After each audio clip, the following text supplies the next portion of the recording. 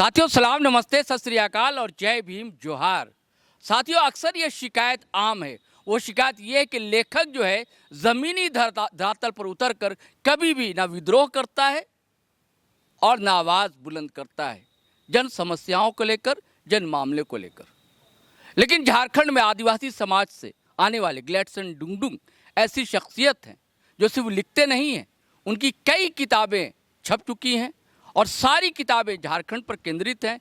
आदिवासियों की जो समस्याएं हैं, मूलवासियों की जो प्रॉब्लम्स हैं, उन पर वो बड़ा प्रमुखता से, बहुत मुखरता से ना केवल बोलते हैं बल्कि लिखते भी। और आज नगड़ी के मामले को लेकर उन्होंने बाआवाज़ बुलंद अपनी बात रखी है और उनके पास तर्कों का एक ऐसा खजाना है दोस्तों, जो तीर है तर्कश से निकलते हैं, अच्छे को मूर्छित कर जाते हैं। तो इरफान अंसारी अगर ये पीसी सुनेंगे तो उनके अंदर बेचैनी अवश्य होगी और हेमंत सरकार को भी होगी, क्योंकि सवाल ही ऐसे हैं। अगर ज़मीन अधिग्रहित की गई थी तो लौटाई क्यों नहीं गई? इसका दोषी कौन है? घेरे में कौन है? कटघरे में कौन है आखिर? ये सवाल तो प्रमुख है। और जब आपके पास दूसरी जगह भी ज़मीन उपलब्ध है तो क्या जिद है आपकी कि उसी ज़मीन पर ही अस्पताल बनेगा? अस्पताल के लिए कई ज़मीनें पड़ी हुई हैं। चलिए साथियों सुनिए, दरअसल आप खुद सुनिए ग्लेडसन डुंगडुंग की ज़बानी क्या है परेशानी दरअसल।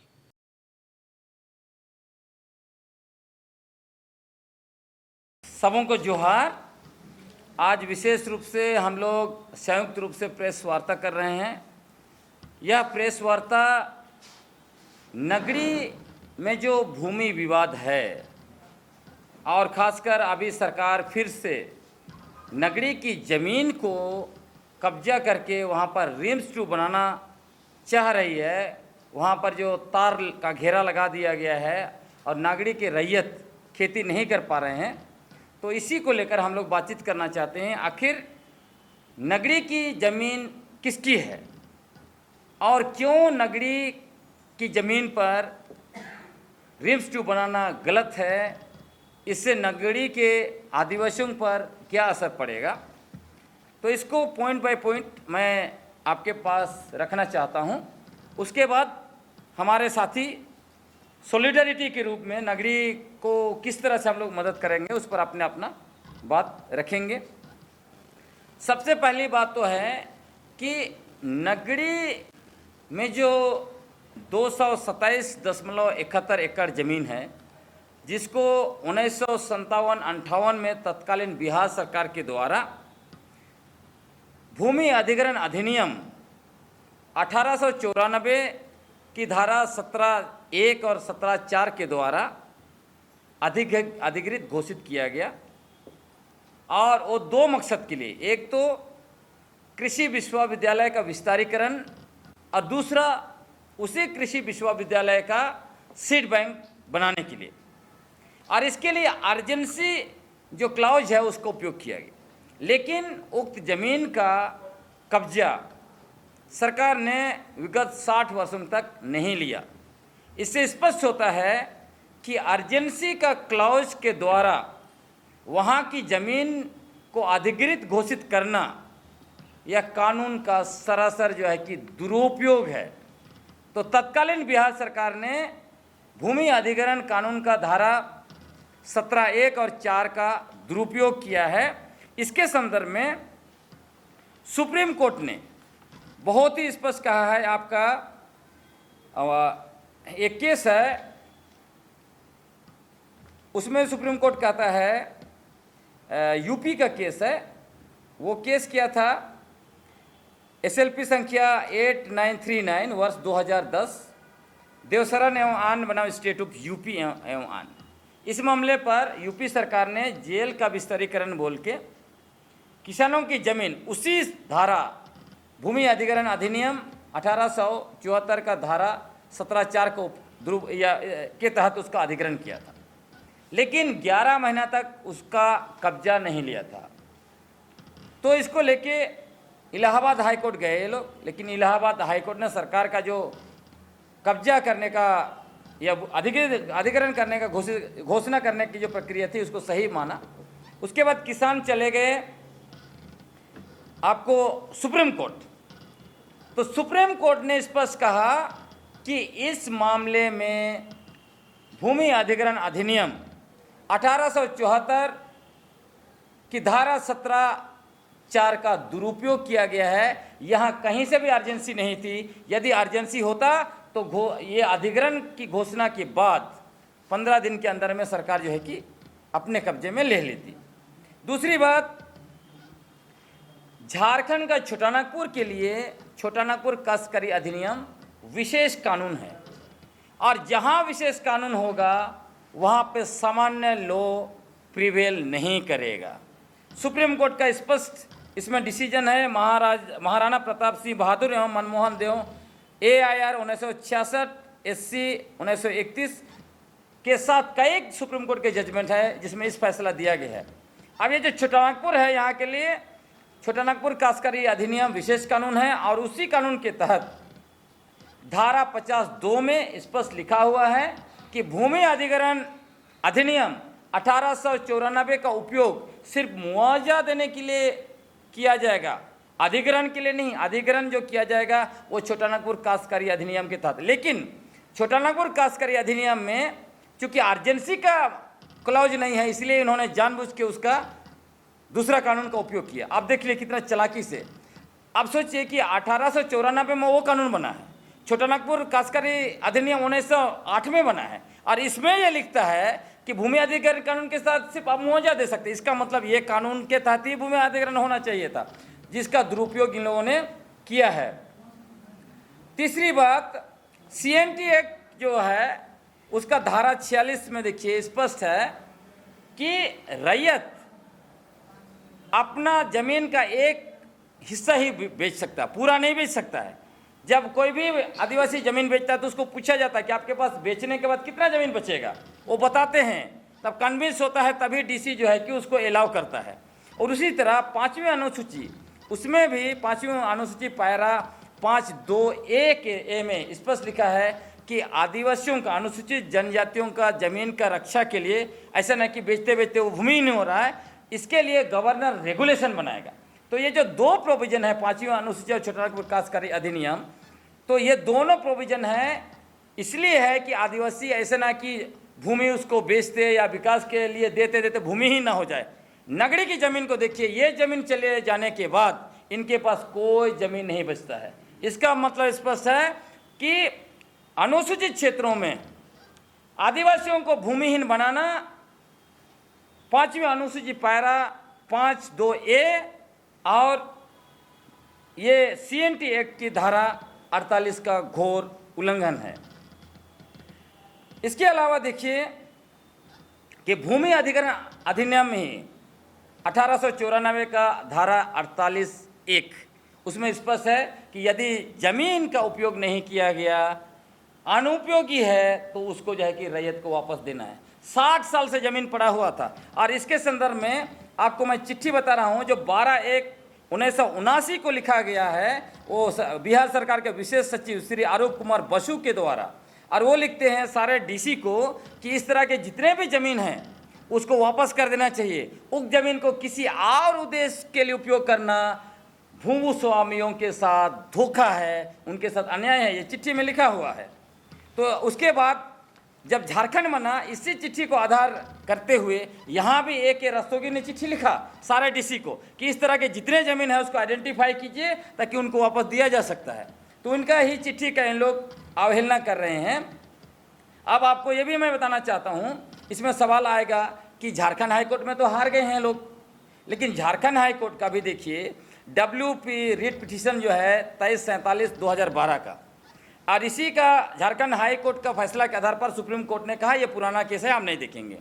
झारखंड हाई कोर्ट ने फैसले में क्या कहा चूंकि इस मामले में 60 साल बीत चुका है और 60 साल के अंदर में कोई भी रैयत ने भूमि अधिग्रहण अधिनियम 1894 की धारा 17(1) और 17(4) को हाई कोर्ट में चुनौती नहीं दिया, इसलिए यह मसला नहीं बनता है।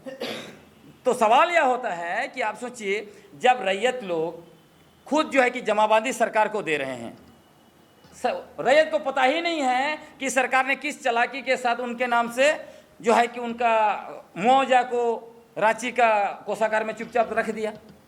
तो तो उनको कैसे पता है? उनको जानकारी ही नहीं है, क्योंकि जमाबंदी दे रहे हैं। उसके बाद वो ये फैसला दिया। दूसरी बात, जो फैसला सुप्रीम झारखंड हाई कोर्ट के माननीय चीफ जस्टिस ने दिया, प्रकाश टाटिया, वो उस समय में लो यूनिवर्सिटी के खुद वाइस चांसलर थे और ये मसला लो यूनिवर्सिटी को लेकर था। तो ये एक तरह से जुडिशियरी का खिलवाड़ है कि एक चीफ जस्टिस अपना ही एक संस्थान है जिससे संबंधित जो है कि केस का जजमेंट दे रहा है। ये सरासर एक तरह से अपने पद का दुरुपयोग करते हुए न्यायपालिका ने नगरी के आदिवासियों की जमीन को छीनकर लो यूनिवर्सिटी वहां बनाया है। इसमें न्याय आदिवासियों को नहीं दिया गया, इसलिए हम लोग इस पर निवेदन कर रहे हैं कि सरकार को इन सब चीज़ों को देखना चाहिए। और इसमें आपको मैं बताना चाहता हूं, एक बात ये भी कहा जाता है कि इन लोग, कुछ लोग रैयत लोग ले लिया है, मतलब मुआवजा। रैयत ने नहीं लिया है, उस समय में भी उन्होंने आंदोलन किया और जब 2011 में अर्धसैनिक बल वहाँ पे पहुँच गए तब भी वो आंदोलन करना जो है कि शुरू कर दिया उन लोगों ने। और देखिए कि जो मैंने कहा, चालाकी से चुपचाप से कोषागार में पैसा रख दिया गया, कहा गया आपका मुआवजा वहाँ, मतलब बाद में कि इनका मुआवजा तो रखा हुआ है और 60 साल से पता ही नहीं। जब मुआवजा रखा हुआ है तो आपने जो है कि जमाबंदी को रोक क्यों नहीं लगाया? जब जमाबंदी को रोक लगाते तो किसानों को, आदिवासियों को पता चलता तो वो लोग शायद कोर्ट जाते, चुनौती देते। तो ये एक तरह से धोखाधड़ी का खेल किया गया है पूरा सरकारी तंत्र के द्वारा। उसके अलावा आखिरी बात इसमें ये बताना चाहते हैं आपको कि देखिए,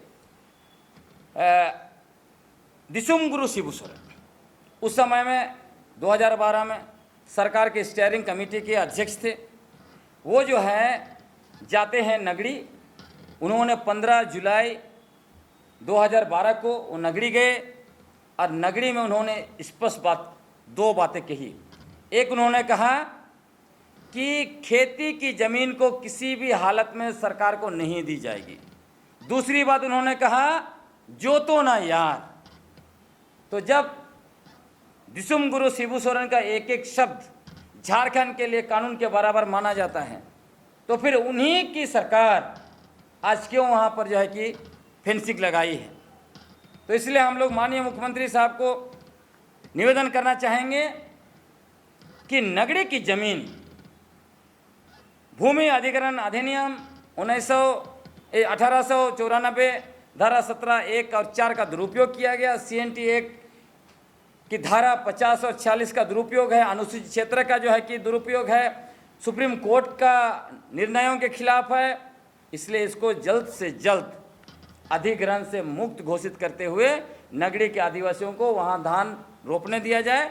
धान रोपने का समय है। और जहां तक रिम्स 2 बनाने की बात है, रिम्स 2 का विरोध हम लोग नहीं करते हैं। रिम्स 2 इसका भी आप देखिएगा, जनवरी में बजप्ते अखबार में छपा है, प्रभात खबर में और भी अखबारों में छपा होगा कि माननीय स्वास्थ्य मंत्री डॉक्टर इरफान अंसारी गए थे रिम्स 2 में। रिम्स 2 बनाने के लिए उन्होंने वहाँ जो है कि सुकुरहुटू में ज़मीन का भी उन्होंने शिलान्यास किया था। तो क्या कारण है कि वहाँ से अचानक यहाँ वो शिफ्ट कर रहे हैं, किसी को पता नहीं है। दूसरी बात है, नगरी के आगे जाइए, पिठोरिया साइड में जाइए, रिंग रोड के आसपास जाइए, सभी जगह पे बंजर ज़मीन भरा पड़ा है।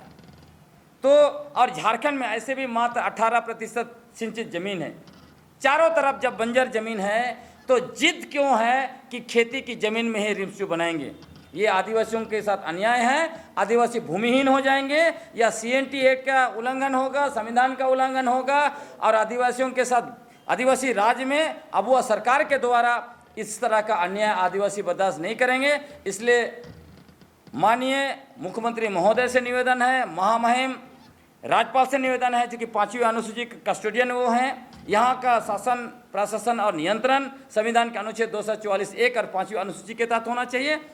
इसलिए माननीय डॉक्टर इरफान अंसारी जी से भी निवेदन है, आप आदिवासियों के हित में देखिए। आप खुद को कहते हैं कि आप आदिवासियों के सबसे बड़े हितैषी हैं, तो आप आदिवासी का ज़मीन लेके कैसे हितैषी बनना चाहते हैं, ये हमें समझ में नहीं आ रहा है। इसलिए कृपया सुकुरहुटू में और या दूसरे जगह ज़मीन है, ऐसे भी माननीय विधायक जो है कि राजेश कच्छप बोले हैं कि उनके पास 200 एकड़ ज़मीन, जहाँ बोलेंगे वहाँ देंगे, तो फिर जिद किस बात का? इसलिए आप रिम्स 2 को आप वहाँ मत बनाइए और वहाँ का भूमि अधिग्रहण रद्द कीजिए और लोगों को वहाँ पे जीने खाने दीजिए, आराम से उनको खेती बाड़ी करने दीजिए। शुक्रिया। सरकार पर कैसे दबाव डालिएगा? खाली प्रेस कॉन्फ्रेंस से? देखिए, नगरी में आंदोलन चालू हो चुका है और नगरी एक का आंदोलन आप लोग भी देखे हैं, जिसमें हम लोग पुलिस की लाठी भी खाए, केस भी खाए, सब कुछ हुआ। उसके बाद IIM और IIT शिफ्ट हुआ। जहाँ तक लॉ यूनिवर्सिटी का है मामला है, मैंने आपको कहा कॉन्फ्लिक्ट ऑफ इंटरेस्ट, जब आप पद में बैठते हैं तो आप पर निर्भर करता है, आप उसका दुरुपयोग करते हैं कि आप संविधान का पालन, कानून का पालन करके आप फैसला देते हैं, तो इसीलिए उसको ज़बरदस्ती लिया गया है। तो अभी नगरी के साथी आज हमारे कार्यक्रम में भी आए थे, लगातार 3 दिन हमारा कार्यक्रम हुआ।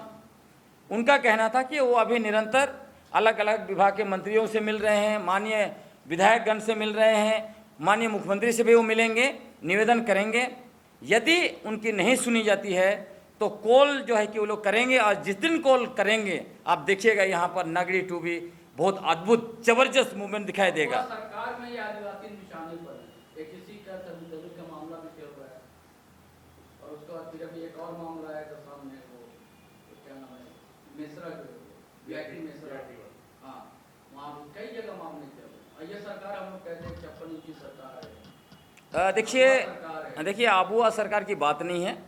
जब से झारखंड बना है उसी टाइम में जब झारखंड बना, जो व्यक्ति सबसे पहले कुर्सी पर बैठा उसने क्या किया?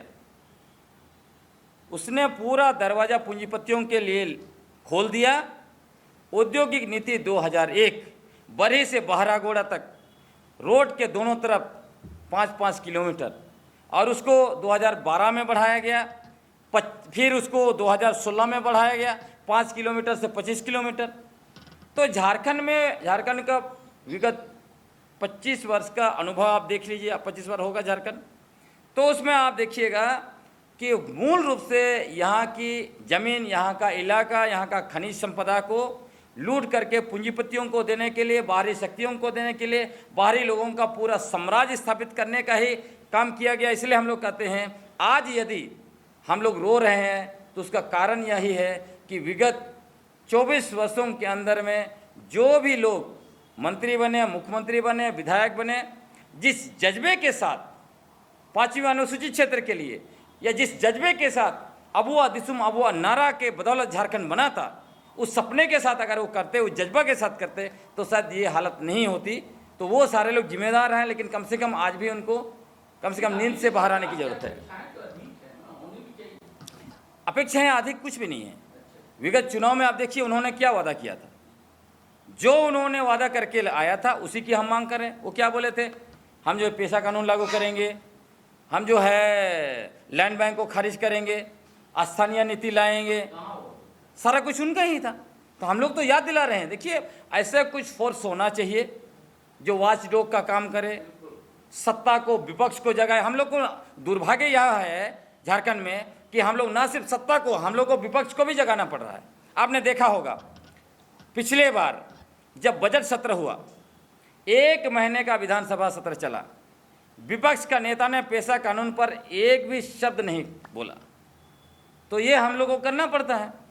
तो लेकिन अभी देखिए धीरे पूरे राज्य में अब जनशक्ति ताकतवर हो रही है। इसलिए सरकार को भी समझना चाहिए कि जो लोगों की अपेक्षाएं हैं, जो आपने वादा किया है, आप उसको पूरा कीजिए। नहीं तो सत्ता में रहते हैं तो क्या करते हैं, जल जंगल ज़मीन हमारा है, सत्ता से निकल जाते हैं, सत्ता से निकल जाता है, जल जंगल ज़मीन हमारा है, सत्ता में रहते हैं तब जल जंगल ज़मीन कॉरपोरेट का और बाहरी लोगों का है। तो ऐसे तो नहीं चलेगा। ये कांग्रेस हाईकमान तो चाहता है पेशा एक्ट लागू हो, उसके अंदर जो अपर क्लास के नेता वो नहीं था। देखिए कांग्रेस हाईकमान को भी हम लोगों ने समझाया, उनके साथ कई राउंड की बातचीत हुई, और खासकर आप देखिएगा रेडिसन ब्लू में बातचीत हुई, और 4 मंत्री थे, पंचायत विभाग के विभागीय प्रिंसिपल सेक्रेटरी थे। वहाँ जिस तरह से जिस बातों को हम लोगों ने रखा, उसके बाद कांग्रेस ने एक तरह से स्टीयरिंग पकड़ लिया, लेकिन बाद में उस स्टीयरिंग को किसी ने छीन लिया। अब तो कांग्रेस को समझना पड़ेगा, क्योंकि कांग्रेस पार्टी ने वादा कर दिया है पब्लिक में जा के कि पेशा कानून का नियमावली जो होगा वो देश के सारे अनुसूचित राज्यों में से अद्भुत होगा। उन्होंने यहाँ तक वादा किया है कि जरूरत पड़ेगा तो अनुसूचित क्षेत्रों के लिए अलग से जो है कि कानून बनाएंगे। तो इतना बड़ा बड़ा जब आप वादा किए हैं तो हम लोग तैयार हैं। हम लोग का मेमोरी जो है लॉस नहीं है, हम लोग गजनी नहीं हैं। गजनी भले आप लोग हैं नेता लोग, हम लोग गजनी नहीं है। याद रखिएगा, जब कुछ वादा करते हैं, कुछ बोलते हैं, तो ऐसे लोग हैं जो गजनी नहीं है, तो वो याद आपको दिलाएंगे। मेन पॉइंट है कि जो नगरी में जो जमीन रजिस्ट्री को जो प्रस्तावित है, वहाँ पर जो अभी तो वहाँ अधिग्रहण हुआ नहीं, लेकिन किसानों को खेती करने से रोक दिया गया। ये जो नुकसान हुआ, सरकार तो हुआ है, तबका का नुकसान हो रहा है, तो क्या करें? देखिए, सरकार को तो भरपाई करना पड़ेगा ना। यदि आपने लॉस किया है, कानून में लिखा हुआ है, भूमि अधिग्रहण अधिनियम 1894 आप पढ़ लीजिए, उसमें स्पष्ट लिखा है। उसमें यह भी कहता है कि आपने अधिग्रहण घोषित किया, अधिगृहित घोषित किया, आप उसका उपयोग नहीं कर पाए, आपको वापस देना है। तो उस बीच अगर लॉस हुआ है तो उसको भी मुआवजा के तौर पर किसान को देना है। यदि किसान ने मुआवजा ले लिया है तो किसान आपको मुआवजा लौटाएगा।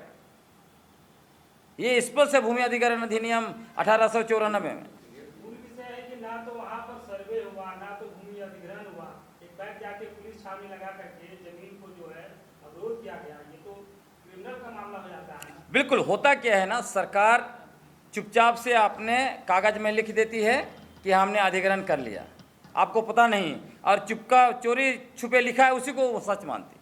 समस्या यहीं पे है। कायदे से देखिएगा तो नगरी में भूमि अधिग्रहण हुआ ही नहीं, लेकिन सरकार के दस्तावेज में भूमि अधिग्रहण किया गया ये लिखा हुआ है। यही मसला है। लेकिन वो भी किया गया तो गलत क्लॉज को उपयोग करते, जिसके मैंने कहा कि अर्जेंसी। आपका भूमि अधिग्रहण अधिनियम 1894 का धारा 17 1 और 4 अर्जेंसी, उसमें क्या होता है, धारा 4 के तहत सिर्फ नोटिस आप दे सकते हैं, लेकिन धारा 5 के तहत जनसुनवाई नहीं होगा। और अनुसूचित क्षेत्र में, यहाँ पर खासकर हमारा छोटा नागपुर में, जहाँ भी भूमि अधिग्रहण होगा वो होगा भूमि, ये CNT एक्ट की धारा 50 के तहत होगा। और मुआवजा सिर्फ जो है कि आप भूमि अधिग्रहण अधिनियम के तहत दे सकते हैं, इस पर लिखा हुआ है। मतलब इसमें इन लोगों ने चालाकी किया, इसमें अर्जेंसी क्लॉज नहीं है तो अर्जेंसी बोल के ले लो, अर्जेंसी नहीं घोषित करेंगे तो देगा नहीं ये लोग। तो इतनी चालाकी से वहाँ की ज़मीन को लेने की कोशिश की गई थी और 60 साल तक उपयोग नहीं किया। अब सिंपल से सोचिए, एक लॉ यूनिवर्सिटी का एक्सटेंशन कैसे अर्जेंसी हो सकता है? ये तो धोखा है ना, कि आपने उस कानून का दुरुपयोग किया है, लोगों के साथ धोखा दिया। दूसरा, आप चुपचाप से मुआवजा आप ट्रेजरी में जमा कर दिए, लोगों को बता नहीं रहे हैं। दूसरा, जमाबंदी भी आपने नहीं रोका ताकि इंसान को पता भी तो चले उसका ज़मीन में कुछ हुआ है। तो सब कुछ धोखा से हुआ है। और आज कहते हैं कि ये सरकार की ज़मीन है, अधिग्रहण तो 1957-58 में हुआ है, हम तो अपना ज़मीन को कब्जा में ले रहे हैं। वाह वाह। तो इतना साल तक जो लोग खेती किए हैं उसका क्या होगा? आप ही का कानून का दुरुपयोग है। आप ही का जो है कि सेक्रेटरी लिख रहा है कि जो ज़मीन का उपयोग नहीं कर रहे हैं उसको वापस कीजिए उनको। सब कुछ आप ही बोलते हैं, तो सब कुछ आप ही बोलेंगे, ये कैसे चलेगा? कोई तो एक अच्छा चीज़ आप बोलेंगे ना, कोई एक तो बोलेंगे। झूठ भी आप ही बोलेंगे, सच ही आप ही बोलेंगे, और हम लोग सबको मान ले, ऐसा नहीं हो सकता। साथियों, ग्लैडसन तर्क रखते हैं, कुतर्क नहीं करते हैं, ये तो तय हो गया। आज इस प्रेस कॉन्फ्रेंस में भी उन्होंने 18वीं सदी से लेकर 21वीं सदी तक की सारी बातें बड़ी प्रमुखता से रखी हैं और इस पर विचार किया जाना चाहिए, गौर करना चाहिए इस हेमंत सरकार को। ये सरकार जो अबुआ दिशुम की सरकार कही जाती है। चलिए साथियों, आज्ञा दीजिए, इजाज़त दीजिए, लेकिन जाने से पहले फिर वही आग्रह गुजारिश करना चाहूँगा कि अगर आपने हमारा चैनल सब्सक्राइब नहीं किया तो ज़रूर कर लें और ज्वाइन बटन दबा दो दोस्तों, नीचे में टक से आप हमारे हम सफ़र हो जाओगे, सहयात्री हो जाओगे। और वीडियो धड़ाधड़ फटाफट दनादन शेयर कीजिए, लाइक कीजिए, कमेंट कीजिए। आज्ञा दीजिए, इजाज़त दीजिए। जय हिंद, जय भारत।